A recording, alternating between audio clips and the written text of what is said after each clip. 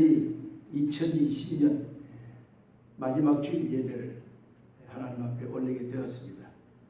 올 한 해도 참 수없는 어려움과 말할 수 없는 고통이 우리에게 다가왔지만 그럼에도 불구하고 오늘 이 자리까지 우리를 인도하신 하나님께 찬양을 드립니다. 오늘 예배를 통해서 부어주시는 하나님의 풍성한 은혜가 우리 가운데 함께 있기를 주님의 이름으로 축원합니다. 우리 복음 찬송하시면서 예배 자리로 함께 나아가십시다.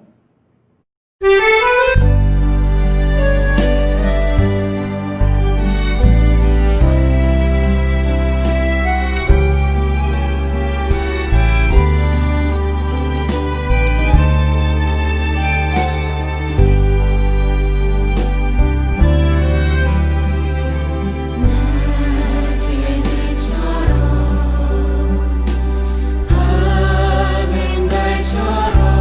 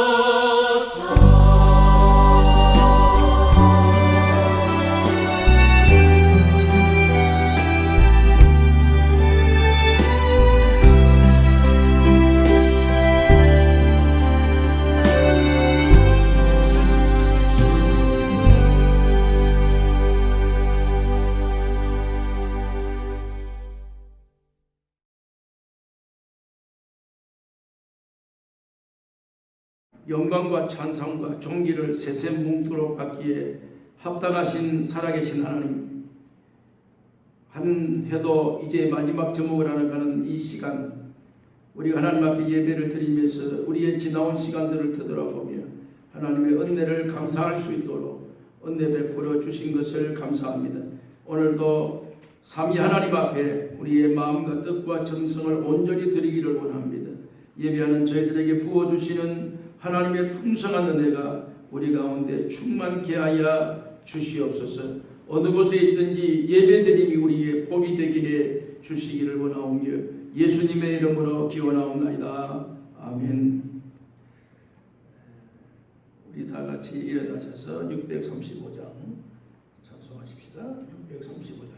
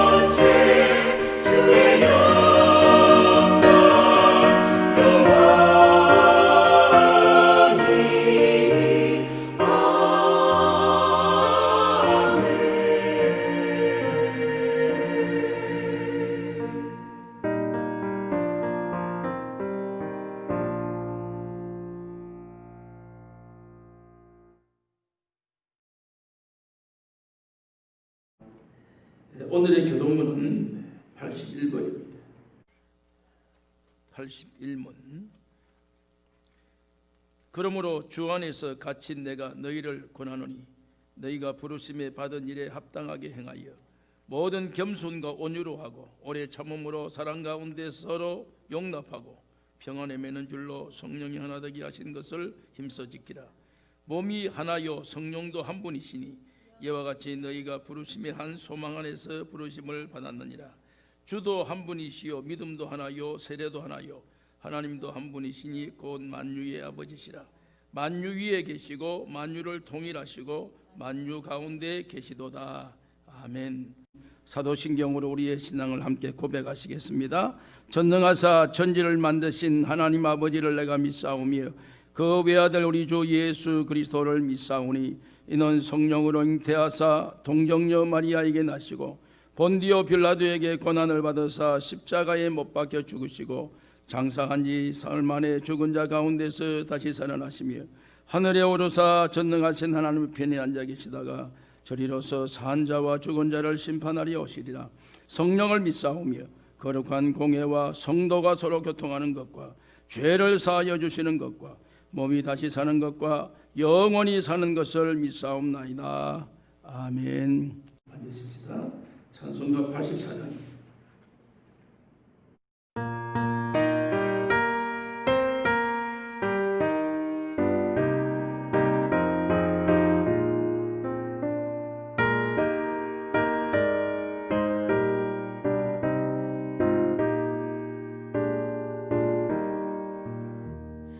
세상이 캄캄하여서 참 빛이 없었다니 그 빛나는 영광 나타나 온 세상 빛이었네.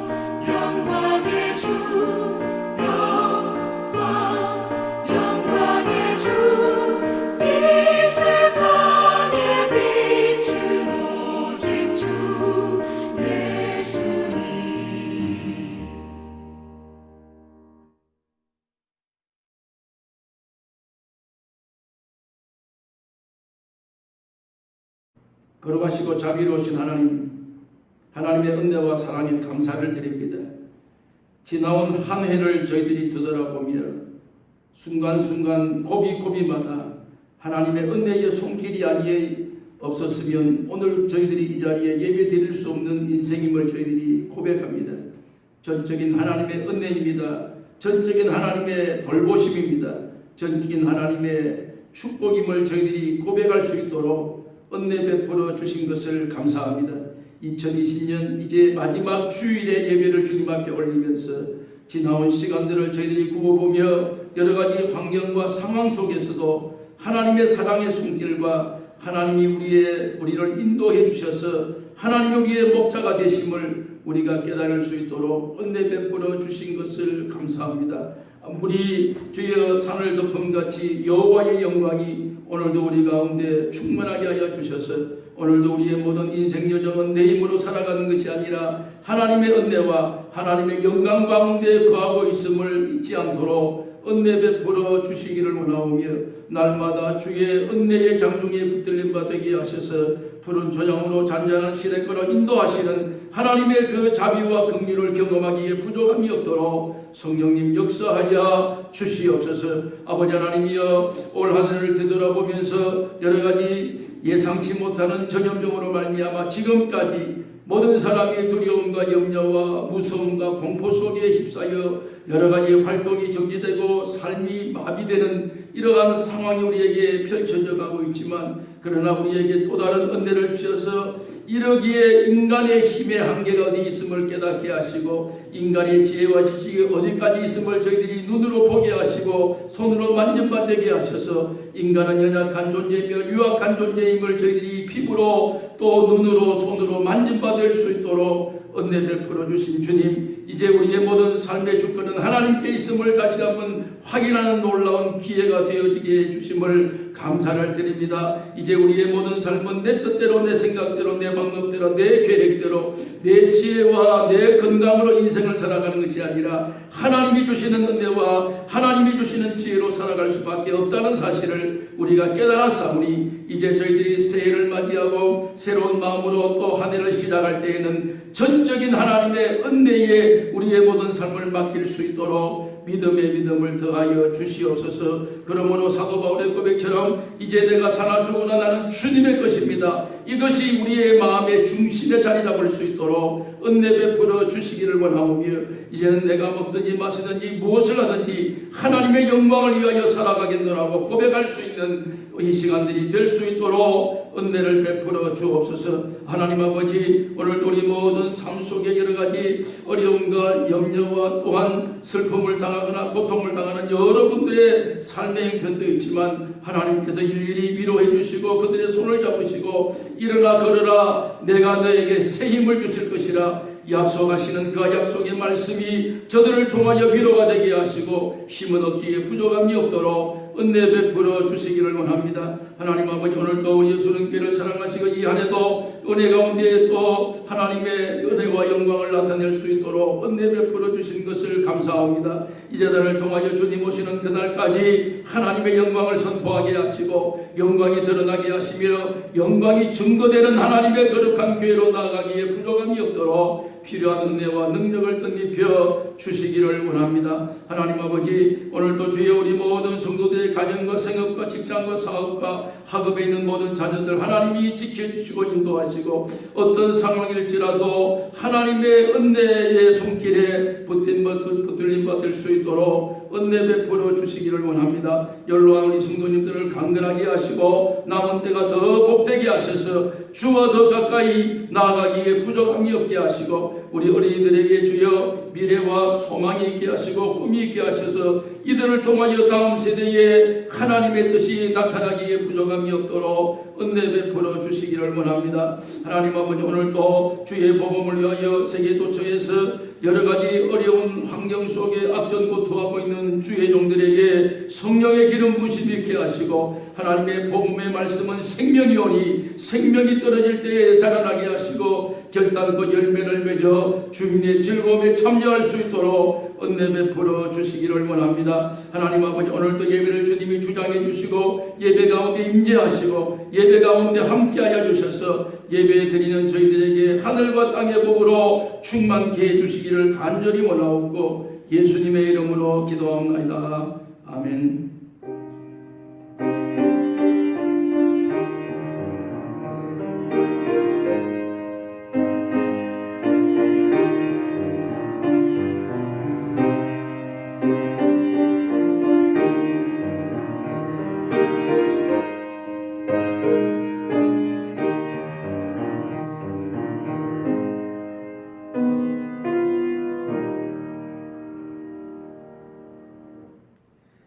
오늘 우리가 함께 나눌 하나님의 말씀은 사무엘하 23장 1절에서 4절 말씀입니다.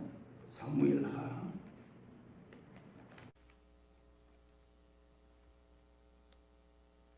23장 1절에서 4절 말씀까지 우리 한 목소리로 함께 올해의 마지막 주시는 말씀인 것을 우리가 기억하고 합독을 하십시다. 이에 다윗이 마지막 말이라 이새의 아들 다윗이 말하며 높이 세워진 자 야곱의 하나님께로부터 기름 부음 받은 자 이스라엘의 노래 잘하는 자가 말하노라.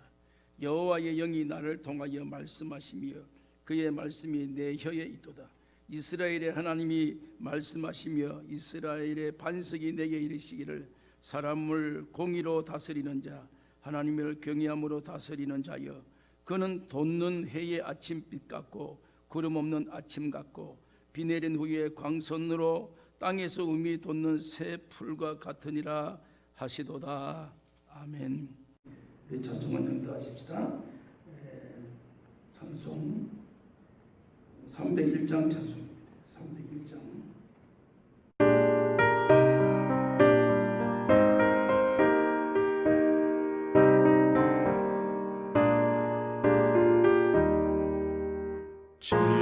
지금까지 지내온 것 주의 크신 은혜라 한이 없는 주의 사랑 어찌 이루 말하랴 자나깨나 주의 손이 항상 살펴주시고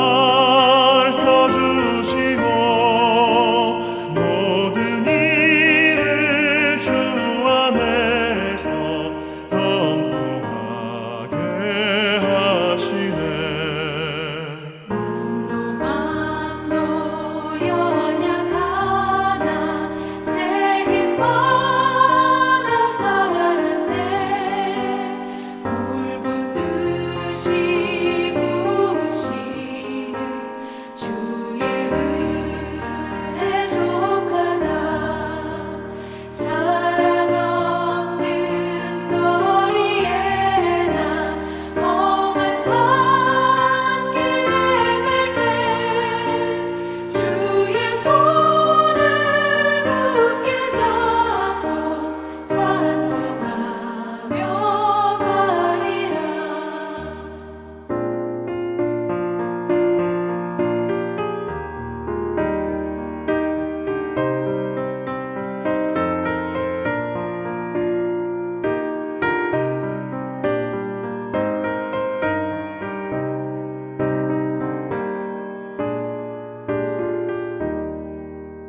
주님 다시 배울 날이 날로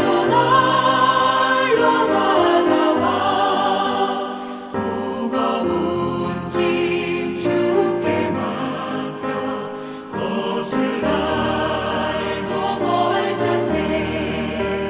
나를 위해 예비하신 고향 집에 돌아가 아버지의 품 안에서 영원토록 살리라.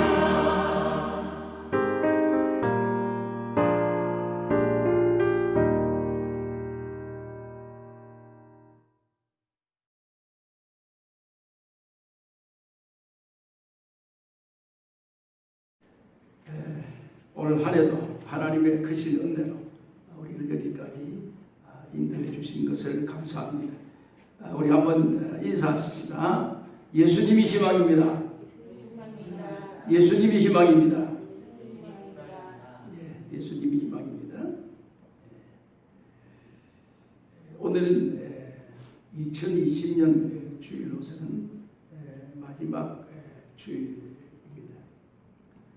오늘 사람들의 그 심리적 상태가 시작입니다라고 하면 뭔가 활기찬 것 같습니다. 그런데 마지막입니다라고 하면 왠지 모르게 좀 쓸쓸하고 좀 이렇게 허무해지는 그런 감정들이 사람들에게 너나 할 것 없이 이렇게 있습니다. 그래서 지는 해를 보면 무언가 쓸쓸해지고 돋는 해를 보면 무엇인가 희망이 있어 보이고 하는 그런 것의 그 문학적인 표현들도 우리가 이렇게 눈여겨 보기도 하고 듣기도 해왔습니다. 오늘 이 시간은 그런 그 세상적인 시각에서 볼 때는 참 올 한 해는 생각하기조차 어려울 정도의 고통으로 이렇게 점철되어져 왔다. 아니 지금 이 시간도 동일하게 지금 그 선상에 그 틀에서 좀 벗어나지 못하고 있는 것이 사실은 사실입니다. 그러면 오늘 우리는 이것을 보고 이것에 편승해서 우리의 삶을 살아간다는 것은 어리석은 삶이라고 저는 규정을 짓습니다. 왜냐하면 세상은 우리가 영원히 거주할 곳이 아니라는 사실을 누구나 다 잘 알고 있습니다. 여기에서 아무리 살아도 100년 이상 더 세상에 머무를 사람은 그렇게 많지는 않습니다. 그 이유는 다 이 세상은 떠납니다.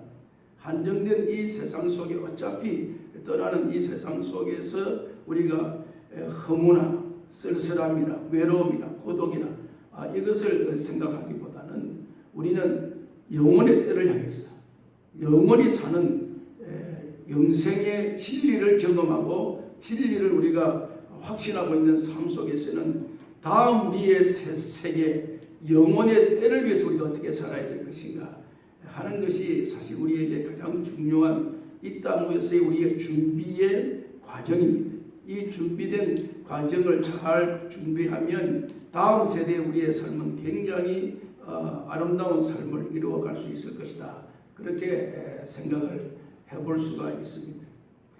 오늘 이 본문 말씀은 사무엘하 23장 이 말씀은 사실 다윗이 이 땅의 인생을 살면서 마지막 인생의 마지막을 보내는 그런 이 장면입니다. 그런 또 말씀입니다. 그러니까 어쩌면은 유언과도 같은 왜 사람이 세상을 살다가 마지막 세상 떠날 때에 남기는 말을 유언이라고 그러죠. 그리고 그 말에 대해서 굉장히 비중을 크게 보고 있습니다. 사람들이 평소에 했던 말들은 그렇게 비중을 크게 두지 않는데 마지막 이분이 무슨 말을 했는가 하는 그것에 굉장히 사람들이 관심이 이렇게 많습니다. 다윗이 평생을 살았고 이제 마지막 주님 앞에 가게 될 그때의 마지막 남긴 말이 무슨 말인가 우리가 눈여겨볼 필요가 있습니다. 이 한 해를 저물어가는 이 시점에 오늘 이 말씀이 우리에게 주는 어떠한 영향력이 무엇인가 하는 것을 우리가 눈여겨볼 필요가 있다는 사실입니다.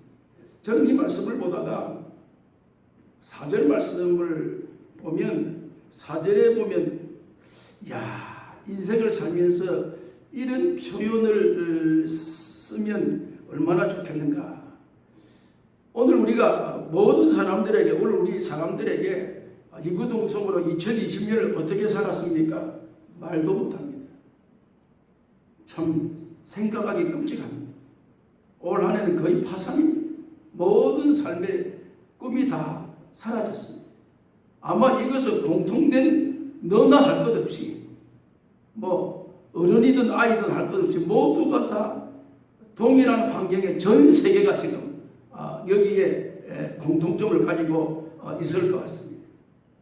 다윗도 예외는 아닙니다. 다윗도 인간의 성정을 가진 사람이기 때문에 그의 삶의 여정을 이제 마지막 세상을 떠나면서 한마디 해주십시오. 누가 이렇게 질문을 하면 아마 그 입에서 나올 수 있는 가능성은 파란만장한 인생 여정을 살았습니다. 여러분 다윗 역사 아시죠? 다윗 어릴 때 조그만하게 들에서 양치는 목동으로 있다가 사무엘을 통해서 왕으로 발탁되고 이제 기름 부음 받고 그때부터 시작해서 사울로부터 미움받고 그 아들로부터 반란을 일으켜서 쫓겨나기도 하고 막 온갖 여러 가지의 수모와 환란을 겪어서 살아왔던 이 삶의 현주소를 그가 마지막 세상 떠나면서 한마디로 남기십시오면 내 과거를 묻지 마세요. 이런 참 아이러니한 말이 그게 결론적으로 나오지 않을까라고 예상을 해볼 수 있는데 그의 마지막 말이 오늘 사무엘하 23장 4절 말씀에 보면 굉장히 우리가 눈여겨볼 이런 대목이 이런 제가 이 성경을 읽으면서 이런 적어도의 단어를 쓸 수 있을까라고 저는 굉장히 여러분 4절 보시면 그는 돋는 해의 아침빛 같고 구름 없는 아침 같고 비 내린 후에 광선으로 땅에서 우미 돋는 새 풀 같으니라 하시도다. 물론 다윗은 시인입니다. 시인이라는 것은 문학적인 표현을 잘합니다. 똑같은 말이라도 똑같은 사물이라도 표현을 어떻게 하느냐에 따라서 그 상황이 달라질 수 있는데 다윗은 시인이기 때문에 표현은 정말 잘합니다. 다른 일반 어떤 사람과 비교하면. 그럼에도 불구하고 그의 마지막을 말씀하십시오 라고 말할 때에 그 마지막을 말하는 그 말이 나는 돋는 해의 아침빛 같고 구름 없는 아침 같고 비 내린 후에 광선으로 땅에서 우미 돋는 새풀과 같은 인생이었습니다. 마지막 그가 숨을 거두는 마지막 순간에 다가와서 그의 입에서 나오는 말이 내 인생은 내 삶을 한마디로 말하면 돋는 해와 같은 아침 해와 같이 빛났습니다. 내 삶은 구름 없는 아침같이 얼마나 구름 없는 아침 청명합니까?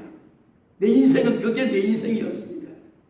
그가 볼 때에 그가 표현하면서 우리에게 보여줄 때에 비 내린 대지 위에 광선과 같이 땅에서 우미 돋는 새풀과 바짝 마른 그 대지에 비가 쫙 내리면서 그 비를 먹으면 그 풀들이 다시 새파랗게 쫙 이렇게 우미 돋는 그런 모습의 삶이었습니다. 내 삶이. 그가 자신을 노래하면서 그가 마지막 고백하면서 23장 1절 말씀에 보면 이는 다윗의 마지막 말이라. 이새의 아들 다윗이 말하며 높이 세워진 자 야곱의 하나님께로부터 기름 부음 받은 자 이스라엘의 노래 잘하는 자가 말하노라. 자기 자신을 드러낼 때에 자기 자신을 표현하면서 그 표현하는 표현이 높이 세워짐을 받은 자 야곱의 하나님께로부터 나는 기름 부음 받은 자입니다. 이스라엘의 노래 잘하는 자입니다. 나는 예배를 굉장히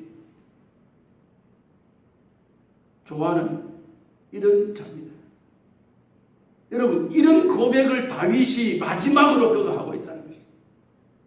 마지막 당신의 삶을 한마디로 말해보십시오 라고 말할 때 그의 고백은 높이 세워짐을 받은 자입니다. 야곱의 하나님으로부터 기름 부음 받은 자입니다. 이스라엘의 노래 잘하는 자입니다. 나는 예배를 좋아하는 자입니다. 여러분 이런 고백을 마지막 남길 수가 있을까? 오늘 우리의 고백을 마지막으로 들어보면 엄청난 고생했어요. 나는 말할 수 없는 내 입에 정말 토해내기가 민망할 정도로 고통 가운데 인생을 살았어요. 나는 어릴 때 이런 환경 속에서 이런 과정 속에서 이러한 역경 속에서 내 인생을 살아왔습니다. 이것이 오늘 우리의 고백일 수가 있는데 다윗의 고백과 상반되는 여러분 다윗은 자기 자신을 돌아보면서 내가 누구냐는 것입니다. 내가 누구냐라고 하는 그 정의를 어디에서 정의를 잡느냐면 내가 지나온 과거의 상황과 현상을 거기에 중점을 잡는 것이 아니고 다윗이 잡았던 나의 정체성, 나라고 하는 이 개념, 나라고 하는 이 존재, 나는 누구냐는 이 존재는 하나님이 나에게 베풀어 주신 정체성, 하나님이 나에게 말씀해 주셨던 그 정체성, 하나님이 정의한 나의 정체성을 지니고 있던 사람이 다윗이었던 사람. 하나님이 우리에게 말씀해 주시는, 우리 하나님 보시는 우리의 인간상, 요게 나의 정체성이어야 된다는 것입니다. 오늘 우리의 정체성 전부 다 내가 만들어낸 과거의 과정을 통해서 내가 지금 오늘 이 시간에 나라고 하는 것을 내가 정의를 하고 있는 이러한 상황 속에서 다윗은 자기 자신을 자기가 정의하는 것이 아니고 하나님이 나를 어떻게 정의하시는가, 여기에 기준점을 가지고 있었다는 것입니다. 여러분, 사람이 살아가는데 말 한마디가 굉장한 영향력을 끼칩니다. 빅테라고 하는 어떤 젊은이가 있었습니다. 어떤 아이가 있었습니다. 학교에서 공부를 하는데 이 애가 공부를 하는데 공부를 잘 못했는지 어떻게 했는지 선생님이 그 아이, 그 빅터라는 그 아이에, 빅터, 이제 너 공부하지 마. 너는 머리가 공부머리가 아니야. 너는 공부해봤자 별 진전이 없어. 발전이 없어. 너는 전응아야. 이 머리로 하면 너는 전응아야. 그렇기 때문에 너는 공부에 공장에 나가서 일해라. 공장에 나가서 막노동하고 그냥, 왜냐면 너 머리가 못 따라가니까. 너 머리가 그만큼 이 지능이 발달하지를 못하니까 너는 안 돼. 선생님이 그 학교 가서 그 말을 합니다. 그때부터 제가 빅터라고 하는 이 청년은 그때부터 자기 자신 스스로가 나는 전응합니다. 나는 모자랍니다. 나는 공부는 다 접고 막노동으로 인생을 살아갈 수밖에 없는 인생입니다. 그런 시간을 17년 동안 보냈습니다. 선생님의 말 한마디로서 전능화의 행동을 취하고 전능화의 삶을 살고 희망이 없고 비전이 없는 삶을 17년 동안 살았습니다. 어느 날 우연한 기회에 무슨 일이 있어서 IQ 테스트를 했습니다. 머리 테스트. IQ가 얼마나 좋은가. IQ 테스트를 하는데 IQ 테스트에 빅테라고 한 이 17살 먹는 청년이 이 IQ 검사에 몇 점이 나오냐면 161점이 나왔습니다. 여러분 140점 이상이면 천재입니다. 140점. 미국에 여러분 천재들의 모임의 클럽 열어봤어요. 멘사 클럽이라고. 멘사 클럽이라고 하는 것은 미국에 머리 좋은 사람들 모여서 하나의 단체를 형성해서 단체를 운영하고 있는 단체가 멘사 클럽입니다. 그 멘사 클럽의 기준이 어디입니까? 140부터 이제 거기에 가입됩니다. 그걸 140부터 천재로 기준합니다. 그런데 선생님이 너는 전응하야. 너는 공부에 이렇게 지능이 없어. 너는 막노동이라고 하고 인생 살아. 그렇게 말하고 그 말 듣고 17년 살았던 이 빅터가 IQ를 검사하니까 161. 깜짝 놀랐습니다. 그래서 그때부터 시작해서 나는 천재다. 천재라고 하는 그런 의식을 가지고 굉장히 모든 일에 뛰어들었어요. 여러분, 제가 이 말씀, 이 사람이 쓴 유명한 책 가운데 정상에서 봅시다. 정상에서 봅시다. 이런 책이 한국말로 번역되어 있습니다. 그 책 여러분 한번 시간 나면 한번 사서 읽으시면 한번 읽어보세요. 얼마나 말 한마디가 너는 전응하라 라고 하는 이 말이 17년 동안 전응하의 인생을 살아갈 수밖에 없었던 이런 인생과 그가 미국의 유명한 멘사클럽 회장을 오랫동안 했습니다. 이 사람. 천재들이 모이는 곳에 회장직을 오랫동안 했습니다. 빅터라는 이 사람. 실제 인물입니다. 실제. 그 사람이 여러 책을 썼는데 그 중에서 가장 두드러지고 대표적인 책이 아까 제가 말씀드린 정상에서 봅시다. 여러분, 내가 나를 누구로 정의하느냐, 이 삶의 정체성이 삶의 토대를 결정하는 그 태도가 미래를 바꿀 수 있는, 제가 여러분 이 말씀을 왜 오늘 이 시간에 왜 드립니까? 하늘을 되돌아보면서 내 인생이 왜 이런가, 내 삶이 왜 이런가, 내 환경이 왜 이런가, 지금 이 나타난 오늘의 이 전 세계적인 이러한 팬데믹 이 현상과 이 상황에서 내가 살아가고 헤쳐나가는 이 방법이 뭐가 있냐. 날마다 우리는 내 스스로의 정체성 속에서 마치 빅텍의 선생님이 너는 전능하야 라고 그 말 한마디 듣고 17년 동안 인생을 방황하고 전능가적인 삶을 행동을 취하고 있었던 이런 이 삶의 정체성을 내가 사람이 정체성을 정하느냐라는 것이 어디에 정체성을 두고 있느냐라는 것입니다. 여러분 모세 잘 아시죠? 모세가 뭐 나일강에서 히브리 자녀지만 그 당 히브리 자녀를 다 남자 아들 다 죽이니까 낳았는데 히브리 집에서 낳았는데 아들이야. 죽이질 못해가 나일강에서 상자에 넣어가 떠내려 그걸 건져 올린 사람이 바로의 왕의 공주 딸이 그걸 건졌어. 그래가지고 그것을 왕궁에 데려가서 키웁니다. 아이가 너무 잘생겼어요.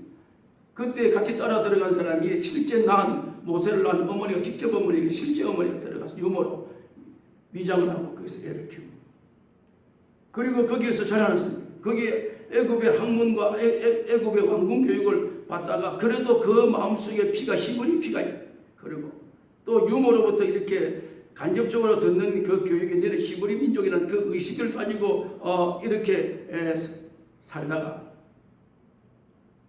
히브리 민족이 애굽인으로부터 학대당하는 걸 보고 분노를 잡지 못해가지고 사실 애굽에서 볼 때는 애굽 사람인데 공주의 아들인데 지금 실제로는 그런데 그 마음속에는 히브리 민족이라는 이 의식구조가 그를 작동해서 결국은 애굽 사람을 쳐 죽였습니다. 살인자가 도망을 갔습니다. 광야에 미디안 광야에 40년 동안 거기에서 어느 날 하나님께서 이 모세를 호레산 불꽃 가운데서 사명을 그에게 부여하십니다. 하나님이 모세에게 너는 이제 백성을 이제 애굽에서 구출해라, 이끌어내라. 그리고 내가 약속했던 너희 조상 아브라함 때부터 약속했던 땅 가나안으로 너희 백성을 이끌어 거기서 너희들의 삶의 거주지를 거기다가 정해라. 그래서 이끌어내라. 그 말을 모세가 듣습니다.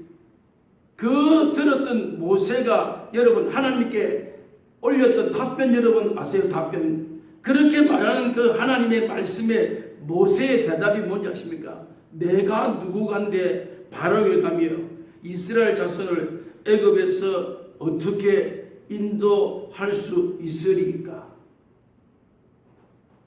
여러분 모세의 자기 정체성을 하나님께서 사명을 보여서 너 민족은 히브리 민족인데 히브리 민족을 이끌어내라.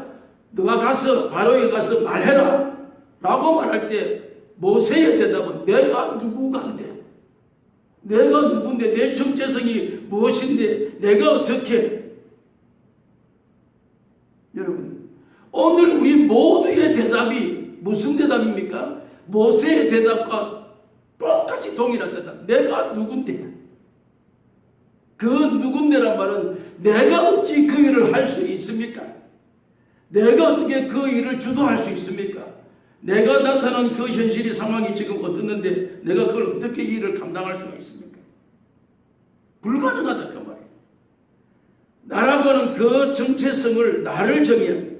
왜 나를 정의할 때 이런 결론을 내가 누구간데란 이 단어가 왜 여기에서 나오게 됩니까? 나의 지나온 업적, 나의 지나온 과거, 나의 지나온 소유, 내가 가지고 있는 지혜, 지식 이런 것들을 총망내서 나라는 것을 증명해 볼 때 나는 그거 못합니다. 나는 그 불가능. 나는 그 이뤄낼 수 없습니다. 나의 능력, 나의 소유 이것을 가지고 나를 정의하고 있는 것입니다. 쏟고 있는 겁니다. 여러분 열왕기상에 보면 엘리야는 선지자입니다. 잘 아시죠? 갈멜살상에서 바알과 아세라 선지자 850인가 혼자서 대결합니다. 다 죽입니다.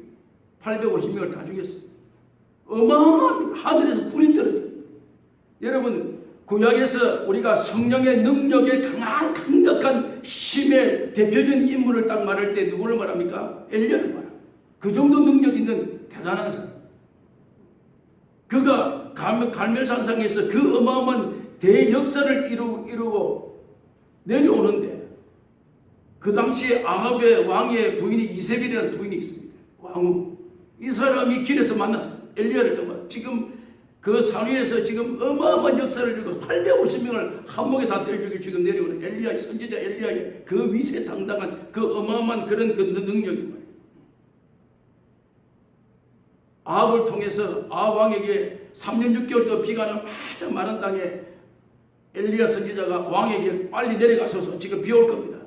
이 정도로 예언을 했던 사람입니다. 이 사람이 내려오다가 이세벨을 만났어요. 이세벨이 내려오다가 딱 보니까 엘리야입니다. 조금 전에 남편으로부터 들었습니다. 850명의 선지자가 그 이방 선지자죠. 그게 바알과 아세라 선지자들이 다 죽었다. 엘리야를 통해서. 그런데 주인 원수를 만났습니다. 만나니까 이세벨의 입에서 이 말이 딱 나왔습니다. 너 내일 저녁에는 너 목을 내가 딴다. 너 목을 친다. 내가 너를 죽인다. 내려오다가 이 말을 딱 드는 거예요. 엘리야가.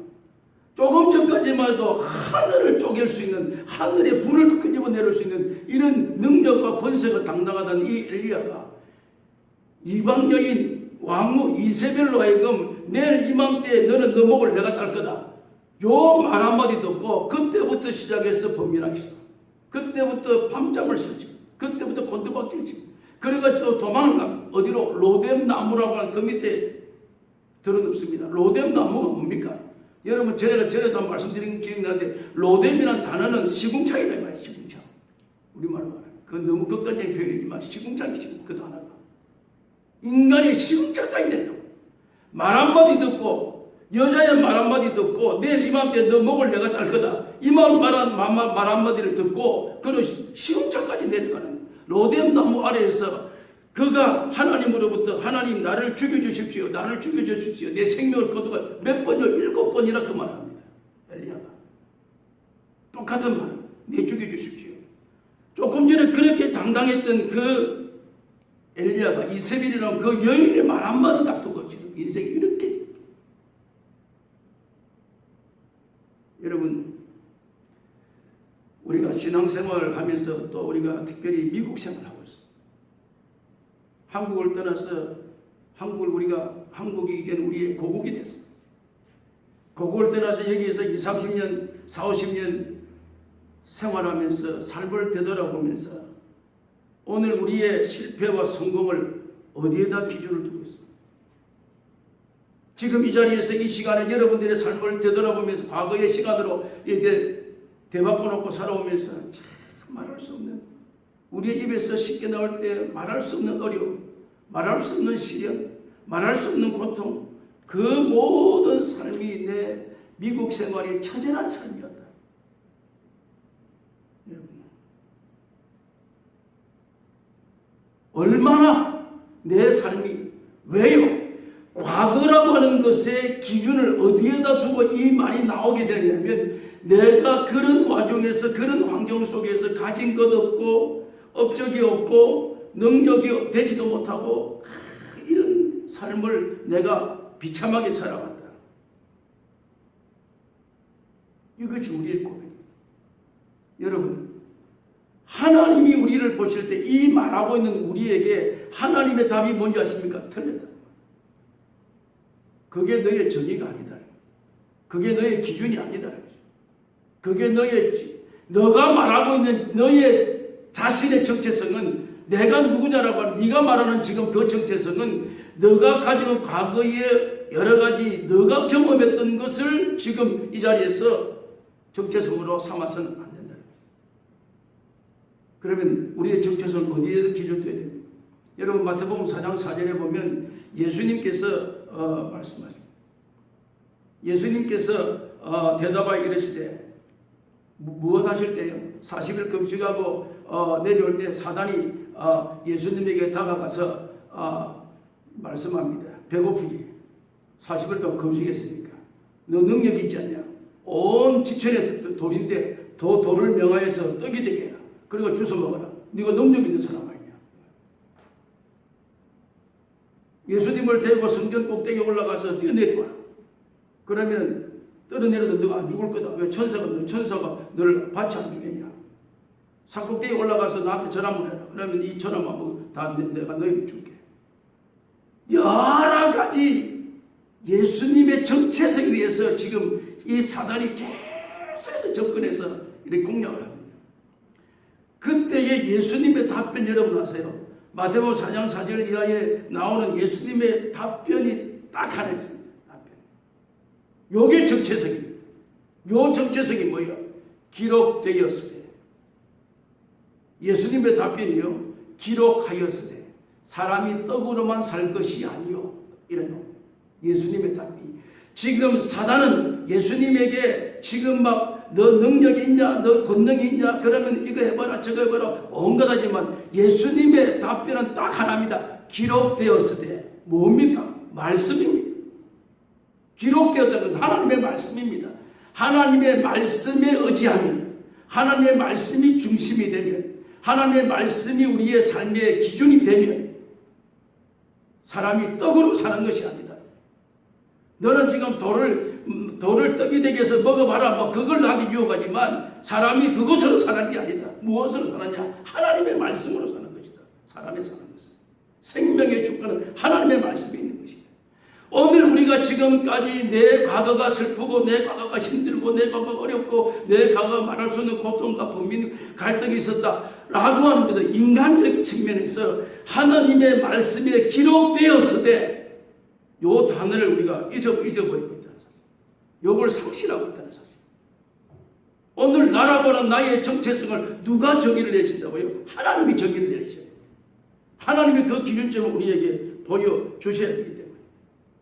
그래서 오늘 우리의 답변은 내 정체성은 너가 누구냐? 나는 누구냐? 기록되었을 때. 하나님의 말씀에 기록되었을 때. 여러분, 예수님이 왜 능력이 있으신 분이십니까? 사람들이 생각할 때 예수님은 능력을 행했기 때문에 유명하신 분이시다. 그렇게 예수님을 정의하십니까? 그것은 잘못된 정의입니다. 그것은 잘못 판단한 예수님의 평가입니다. 하나님의 말씀으로 오늘 나를 정의하신 분이 예수님이시다. 하나님께서 정의하시는, 하나님은 하나님만이 가지고 있는 독특한 하나님의 패턴이 있습니다. 오늘 저는 하나님과 함께하는 자에게 꼭 한 가지 바꿔야 될 점이 하나 있다는 것입니다. 그것은 오늘 하나님이 우리에게 무슨 말씀하십니까? 여러분, 구약의 사사 가운데서 뭐 다 잊어버려도 대표적인 사사 여러분 기억나시는 거 있습니까? 기드온입니다. 기드온. 이 기드온, 하나님께서 이스라엘이 이웃 나라로 하여금 지금 초토화 되고 있습니다. 미디안 군사로 말미암아 나라가 지금 패망의 직전에 있습니다. 백성들이 다 마음이 분산되고 다 갈파를 알지 못하는데 하나님께서 청년 기드온을 딱 부르셔서 그에게 사명을, 너가 이 나라의 사사로서 이 나라를 이끌어가라. 하나님께서 청년 기드온에게 딱 이 말을 부여해요. 그때의 기드온의 대답이 무슨 대답인지 아십니까? 기드온의 대답이, 하나님, 내 가문은 므낫세 집, 우리의 족보가 므낫세 족보. 왜 므낫세 족보라고 이름을 족보를 말합니까? 12족보 족장 가운데 최고 약한 족입니다. 최고 약한 족. 왕을 세울 때 하도 그 나라가 어려울 때 왕을 하도 달라고 하니까 하나님께 제일 약한 족 사울에서 그 사울을 므낫세 그 족속에서 끄집어냈잖아요. 여기 기도원이 그 족속. 최고 약한 족속에서 최고 약한 집안입니다. 또 우리 집안에서 가장 족보도 가장 이 족속도 이 12족속에서 가장 미약한 족속이고, 다른 족보 뭐 유다, 납달리, 스불론 이런 족보는 건장하고 거기에 똑똑한 사람 많고 지혜 있는 사람이 있고 능력이 많은데 그 지파 중에 사람을 지도자로 세우셔서 해도 남들이 보면 그걸 인정하고 남들이 다 그것을 받아들일 수 있는데, 므낫세 지파에서 누가 지도자가 누가 그걸 믿어줍니까? 그걸 누가 받아줍니까? 우리 내 신분이 므낫세 신분 아닙니까? 그 중에서 우리 집안은 찌질해도 못 사는 그런 집안. 그 집안 중에서 또 내가 우리 형제들과 제일 약한 자입니다. 여러분, 이 정의가 뭡니까? 나라고는 정체성이 뭡니까? 나는 집안이 안 좋습니다. 나는 우리 아버지 잘못 만났어요. 나는 우리 형제들 가운데 제일 능력 없는 우리 형제들 나를 왕따시킵니다. 나는 별로 존재감이 없는 사람이에요. 나는 이런 사람이에요. 누가? 내가 나를 그렇게 정의한다. 내가 나를 그렇게 본다는 거예요. 나는 능력이 없어요. 나는 가진 게 없어요. 나는 대단한 업적이 없어요. 여러분, 그렇게 말하고 있는 기도원에게 하나님께서 그에게 주시는 단어 아십니까? 하나님께서 기도원을 통해서 지금 그렇게 변명하고 있는 그 기도원에게 나는 이 므낫세 족속입니다. 나는 우리 집에서 별로 형제들도 두각을 못 나타내고 우리 아버지 굉장히 가난한 집입니다. 이래 말하는 그 기도를 향해서 하나님의 대답이 무엇입니까? 큰 용사여 여호와께서 너와 함께 하시도다. 하나님의 대답입니다. 내 스스로는 이렇게 보고 앉아있는데 나는 가진 게 없고 업적이 없고 가문이 좋지 못하고 집안이 별로 형편이 안 되고 모든 것을 이래 말하고 있는데 하나님은 나를 향해서 큰 용사여 하나님이 너와 함께 하실 것이니라 라고 말합니다. 기도원 자신이 보는 자신의 연약한 자화성을 가지고 있는 그 용사다. 뭘 바꾸십니까? 자기가 가지고 있는 자신의 캐릭터를 바꾸라는 것입니다. 오늘 우리가 하나님은 하나님만이 가지고 있는 독특한 하나님의 패턴이 있습니다. 그 패턴이 뭡니까? 너 캐릭터를 바꾸라는 거예요. 캐릭터가 뭐예요? 나는 요런 과거 때문에 나는 오늘 이 모양입니다. 그걸 바꾸라는 거예요. 하나님이 보시는 너는 큰 용사다. 하나님 보시는 너는 하나님이 너와 함께하기 때문에 너는 어디로 가든지 무슨 일을 하든지 하나님이 내가 너와 함께하게 이 캐릭터로 바꾸라는 거예요. 너가 가지고 있는 너가 소유하고 있는 너가 가지고 있는 능력 너가 가지고 있는 지식 이것으로 너를 정의하지 말라는 거예요. 능력과 소유와 업적으로 소위 정의는 마귀가 내리는 점. 이것은 마귀가 쓰는 단어입니다. 너 가진 게 얼마 있냐? 너 가문이 좋냐? 너의 배경이 뭐냐? 너 배운 게 뭐 지식이 이것밖에 아니야? 너희 나이도 많잖아. 이게 모두가 다 누가 쓴다고요? 사단이 마귀가 주로 쓰는 그런 단어입니다. 왜요? 예수님에 찾아가서 돈이 떡이 되게 하지? 성지다 뛰내려보지 다리 안 부러지게? 그건 네가 능력 있으면 사단이 그거 쓰는 단어입니다. 그 단어가. 오늘 나에 대한 나의 정의는 말씀에 기록한 대로 큰 용사여 여호와가 너와 함께 하시다. 한 사람 더 제가 실례를 들어볼까요? 예레미야. 나라가 풍년더와 같이 바람 앞에 촛불같이 흔들리고 있을 때 하나님이 예레미야에게 하나님의 사명을 그에게 불어넣습니다. 사명을 받은 예레미야의 대답은 여러분 한번 들어보실래요? 슬프도소이다 여호와여 보소서 나는 아이입니다. 예레미야 1장 4절에서 9절까지 말씀을 여러분 한번 보십시오. 하나님이 지금 풍년도와 같은 이 나라를 이렇게 세우고 회복시키는 주역으로 하나님은 예레미야를 딱 지목했는데 지목받은 그 예레미야가 하나님 앞에 하는 그의 고백은 슬프도소이다 하나님이여 나는 아이입니다.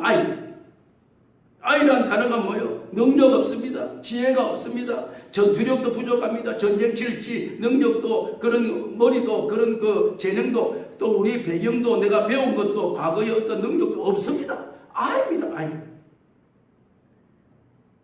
나는 그런 능력 없어요. 에레미야가 자기 자신을 정의하면서 나는 없어요. 나는 아이입니다. 아이. 그렇게 말하는 에레미야에게 하나님의 대답을 여러분 들어보시죠.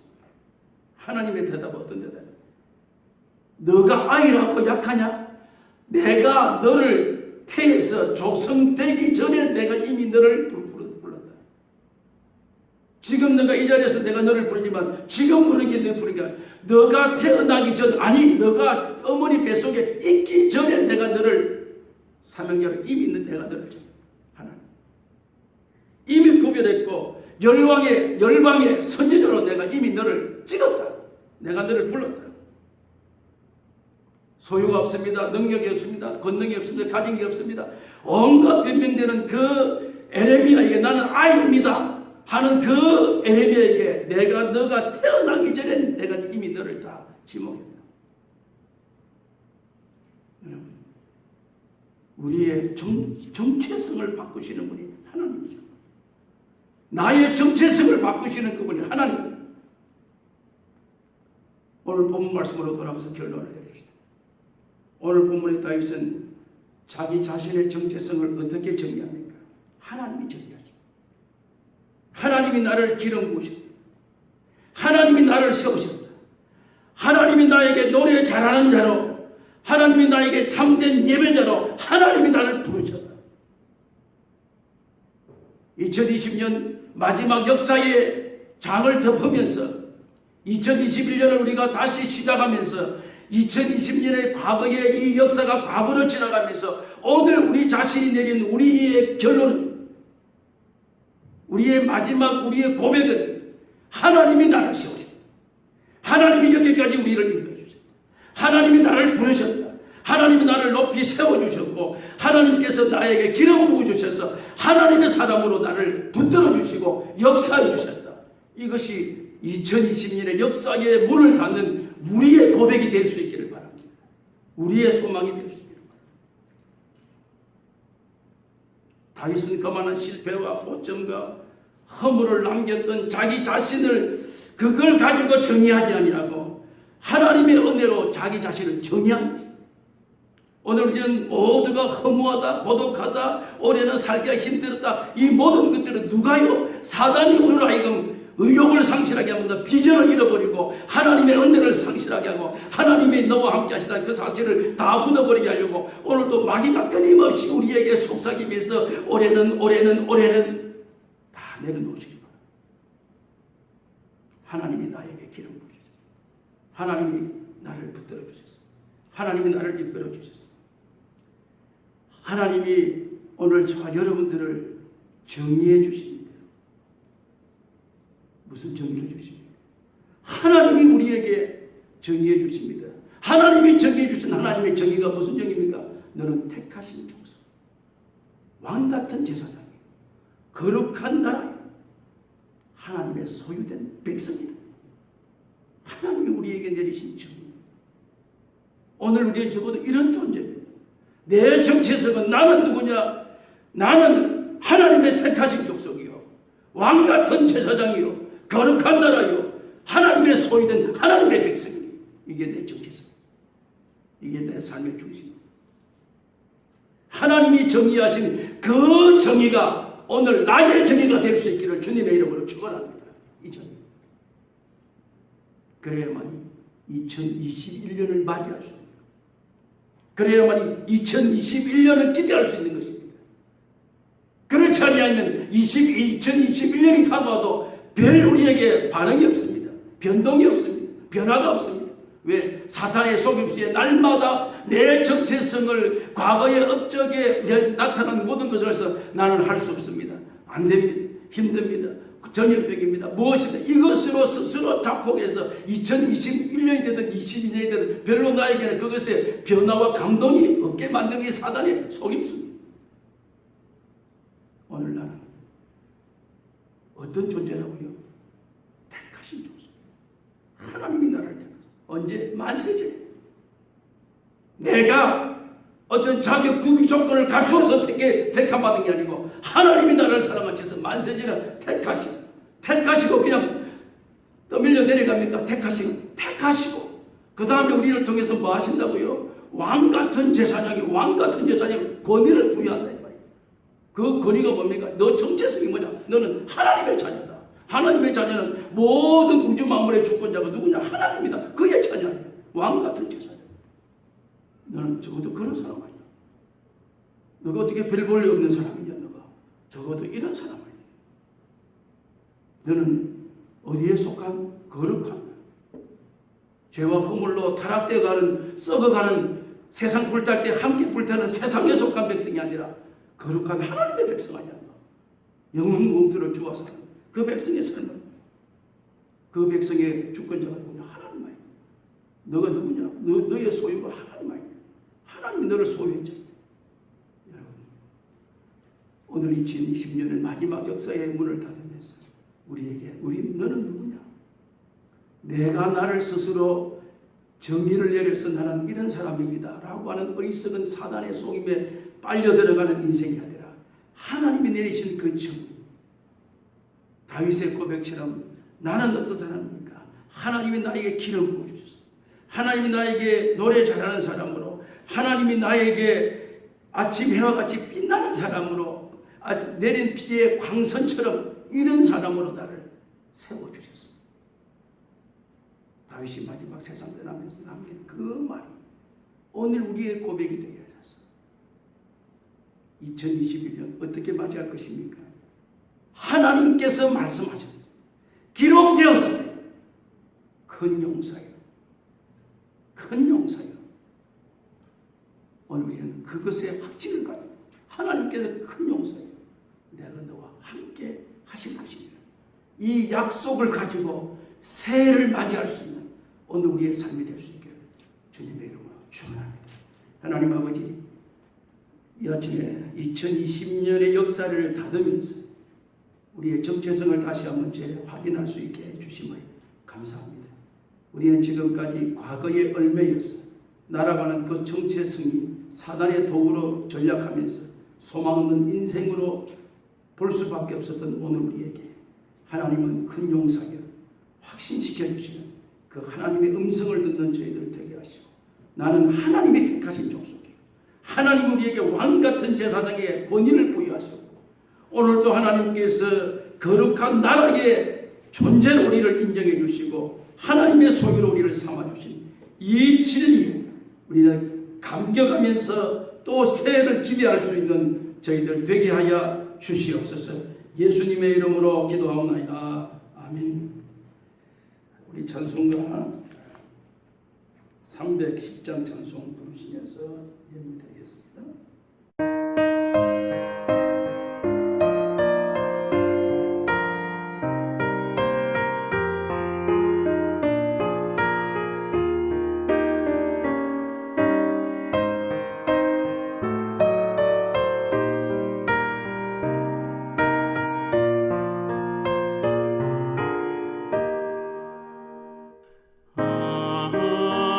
하나님의 은혜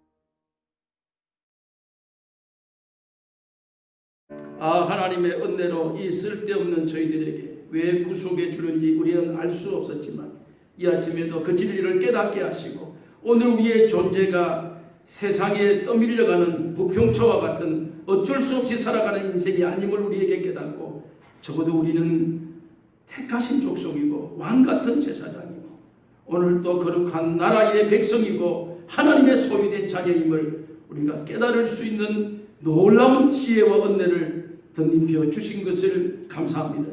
지금까지 세상에 속았고 세상에 떠밀렸고 세상의 사단의 종로로 다였고 날마다 허무와 절망과 한숨과 비탄의 인생을 살아왔던 것 다 종식시키게 하시고 이제는 큰 용사여 내가 너와 함께할 것이다.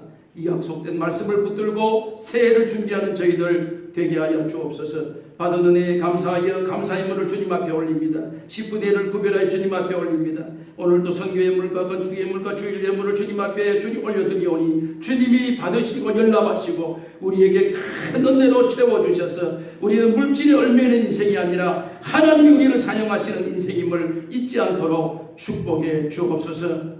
이제는 죄악 가운데에서 방황할 수밖에 없는 인생을 하나님이 우리를 사랑하셔서 독생자 보내시고 그 독생자를 통하여 우리를 구원의 길로 인도해 주신 우리 구주 예수 그리스도의 크신 은혜와 하나님 우리 아버지의 말로 닿을 수 없는 그 놀라우신 은혜와 마지막 시간까지 흔들림 없이 우리를 지키시고 보호하시고 인도하시는 성령님의 충만하신 은총이 우리의 정체성을 깨닫고 2021년을 준비하는 사랑하는 모든 주의 백성들 머리 위에 이제로부터 영원 무궁토록 함께 계실지어다. 아멘.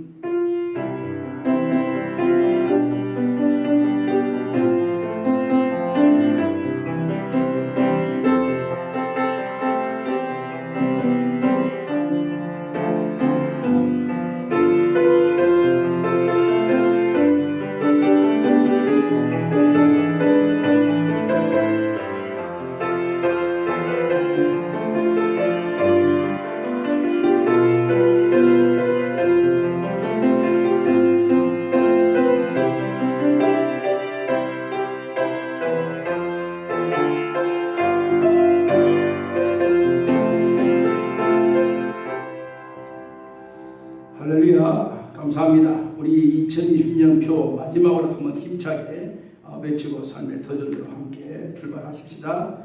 복음은 능력입니다. 복음은 능력입니다. 복음은 능력입니다.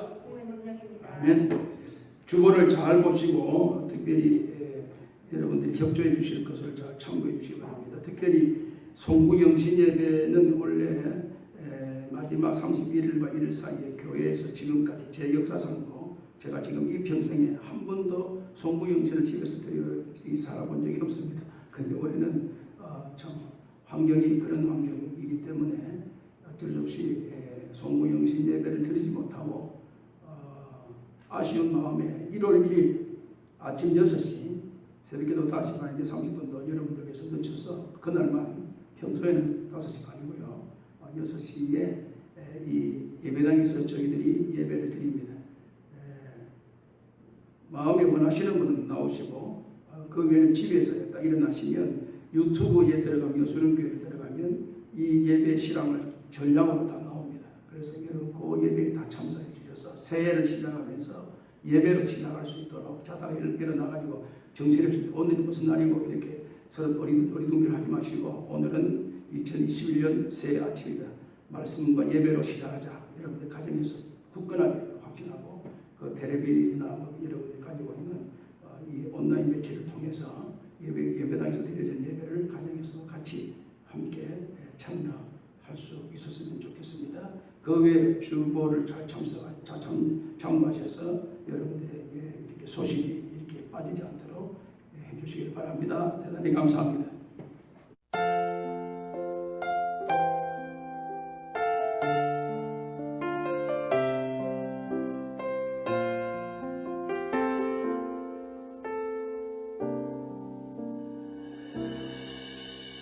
주 나의 모습 보네 상한 나의 맘 보시네 주 나의 눈물 안에 홀로 울던 맘 아시네. 주 나의 모습 보네. 상한 나의 맘 보시네. 주 나의 눈물 안에 홀로 울던 맘 아시네. 세상 소망 다 사라져가도 주의 사랑은 끝이 없으니 살아가는 이 모든 순간이 주 은혜임을 나는 믿네.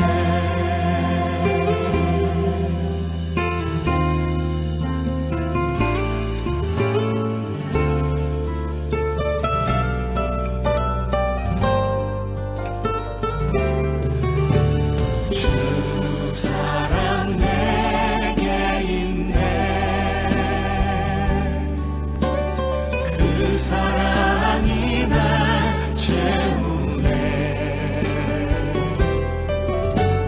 주 은혜 내게 있네. 그 은혜로 날 세우네. 세상 소망 다 사라져가도 주의 사랑은 끝이 없으니 살아가는 이 모든 순간이 주 은혜임을 나는 믿네. 세상 소망 다 사라져가도 주의 사랑은 끝이 없으니 살아가는 이 모든 순간이 주 은혜